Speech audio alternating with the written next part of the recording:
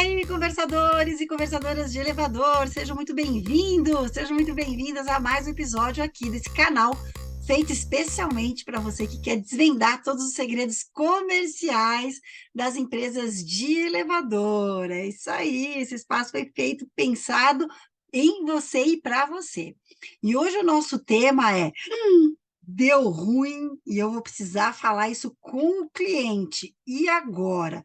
Minha equipe cometeu um erro, deu algum problema em algum trabalho que a gente estava fazendo, e eu vou ter que enfrentar essa situação de frente. Como fazer a melhor comunicação? E antes da gente começar, agradecer o nosso parceiro, a Infoleve, que está aqui com a gente no canal desde o comecinho, dando esse apoio para que eu esteja aqui semanalmente para falar com você. Lembrando, gente, que o nosso canal tem episódios tanto no YouTube, que você pode me ver, e ver também os slides, os materiais que eu preparo para você acompanhar o conteúdo, e pelo Spotify, que é aquele pessoal que quer ouvir o conteúdo, mas não tem um tempo para parar e ficar na frente aí do celular ou do computador. No Spotify funciona muito bem. Só tem um ponto. Muitas vezes, quando eu vou entrar com um tema muito importante, eu coloco o gongo do elevador. No Spotify, você não vai ver essa informação, porque ela está aqui no card que eu preparo. Mas é para você prestar atenção aí no Spotify, porque aí tem conteúdo importante. Vamos parar de enrolação e vamos logo dar a informação que deu ruim para o nosso cliente? Vamos lá, gente. Todo mundo que trabalha com elevador sabe que, por mais que a gente faça um trabalho baseado em processos, em métodos, que a gente conte com componentes de qualidade, que a gente invista na mão de obra técnica, na hora da execução, às vezes dá problema. Até porque, para o funcionamento do elevador, não é só o elevador que importa, né, gente? Tem toda a estrutura aí do prédio, que muitas vezes a estrutura vai impactar no bom funcionamento do elevador e até na solução que a gente vai dar ali para corrigir algum problema. E não só a estrutura do prédio tem a ver com isso, mas também com o posicionamento do condomínio. Um condomínio que não tem muita facilidade em investir em manutenção preventiva, então ele vai postergando aquela substituição de algum componente, né? E aí a gente sabe que isso vai impactar, né, a execução do serviço. Em algum momento pode dar ruim. A gente pode falhar também, né? Às vezes a gente faz de tudo para funcionar super bem, mas tem alguns serviços que parecem que ali ficam meio embolados, né? E aí a gente vai ter que comunicar ao cliente sobre isso que deu ruim. E aí eu separei aqui algumas dicas para você de como que a gente faz essa comunicação, que é uma comunicação bem difícil, de assumir, às vezes, a responsabilidade de alguma coisa que deu errado e como convencer o cliente que a gente tem toda a capacidade aí de dar a melhor solução. Vamos lá? Então, como que a gente vai fazer uma boa comunicação quando a gente precisa avisar, anunciar o cliente de algum problema? Então, vamos lá. Primeiro passo, o mais importante, a gente precisa escolher o momento adequado de fazer essa comunicação. Então, não é porque o técnico acabou de avisar a gente de que tem um problema que a gente já vai pegar o telefone e já vai falar para o cliente assim do supetão. Eu preciso me preparar, eu preciso enxergar aquela situação como um contexto. Então, antes de falar para o cliente, eu preciso enxergar se existem mais algumas alternativas para solucionar esse problema. Será que a minha equipe conseguiu encontrar as melhores alternativas de solucionar aquele problema? Então, essa é a primeira pergunta.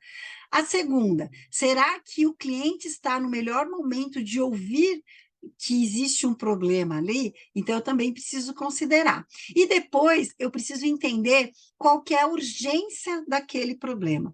Talvez eu possa criar na cabeça do cliente um problema muito maior do que de fato ele é. Eu tive um gestor que ele tinha como regra ser o mais transparente possível com o cliente, mas não significa que a transparência precisa ser a qualquer momento e a qualquer custo. Eu preciso enxergar aquela situação de um ponto estratégico, que é normalmente em cima do problema, né? Ok, tem um problema, sim, estou sendo afetado por ele, mas deixa eu dar uma olhada aqui. Deixa eu me colocar numa posição de helicóptero, ter um certo distanciamento afetivo, né, de medo, apreensão, não conseguir solucionar aquele problema da melhor forma, e tirar um pouco ali daquela situação e olhar de uma forma mais estratégica. E aí sim eu vou definir o melhor momento de entrar em contato com o cliente. Logo assim que eu fico sabendo do problema, uns minutos a seguir, ou em qual momento. O importante é que a gente coloque o cliente a par do que está acontecendo, principalmente se o equipamento vai ficar desligado, certo? Um outro ponto muito importante é sobre a assertividade da minha comunicação. Assertividade é eu conseguir ser claro, objetivo, sem ser seco demais, mas também sem criar um monte de informação para enganar o cliente até chegar no ponto.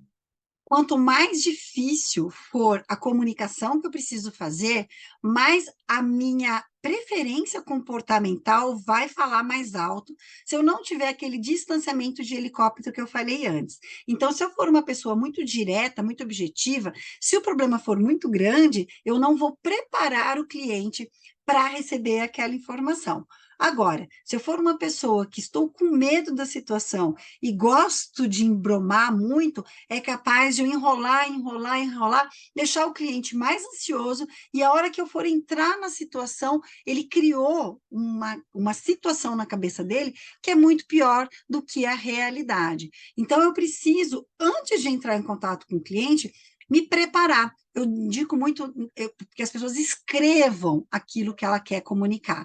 Então, quais são as informações objetivas sobre o problema, quais são as causas conhecidas, os impactos que isso podem trazer, o equipamento ficar parado durante quanto tempo, o que eu preciso fazer para o equipamento retornar, se eu já tenho uma equipe preparada para fazer essa solução desse problema. E o próximo passo é proporcionar que o cliente se envolva também na solução. Né? Então, olha, eu tenho um prazo de 3 dias para solucionar o problema desse equipamento. O que eu posso fazer para te ajudar? O que você pode fazer para me ajudar? Como que a gente consegue fazer essa solução ser melhor para os dois casos? 3 dias podem ser dois? Podem ser 2 dias, mas desde que... E aí a gente vai colocar uma situação para o cliente que muitas vezes a solução efetiva pode estar envolvendo o cliente, sim.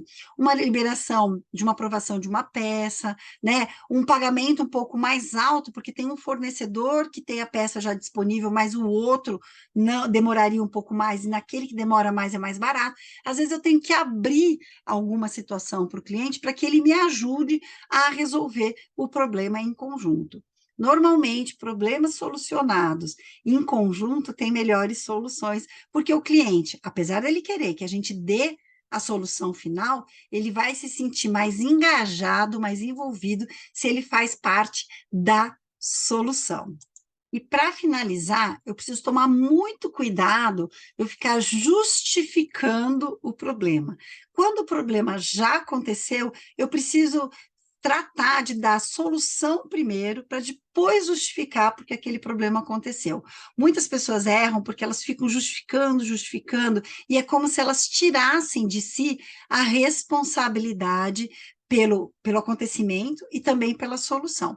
Por mais que seja o condomínio, né, que acabou também gerando aquele problema, um primeiro passo é eu assumir a responsabilidade que me compete. Isso vai dar mais tranquilidade para o cliente na solução daquele ponto.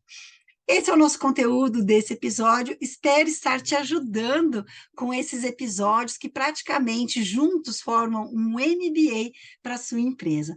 Lembrando que aqui no canal nós temos os episódios sequenciais, que eles são numerados, nós temos o quadro sobre a loja com entrevistas e nós também temos o quadro do MR Responde.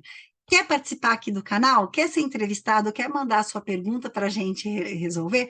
Entre em contato comigo. No descritivo desse episódio, tanto no YouTube quanto no Spotify, tem os meus contatos. Me manda uma mensagem e a gente vai te colocar aqui no Conversa de Elevador. Quer ser um conversador parça? Quer me ajudar financeiramente a manter o canal aqui com esses conteúdos? Também tem um link aqui para você fazer parte da nossa campanha de financiamento coletivo, que é ser um conversador parça. É isso aí, gente. Espero que tenha gostado e até semana que vem. Tchau, tchau.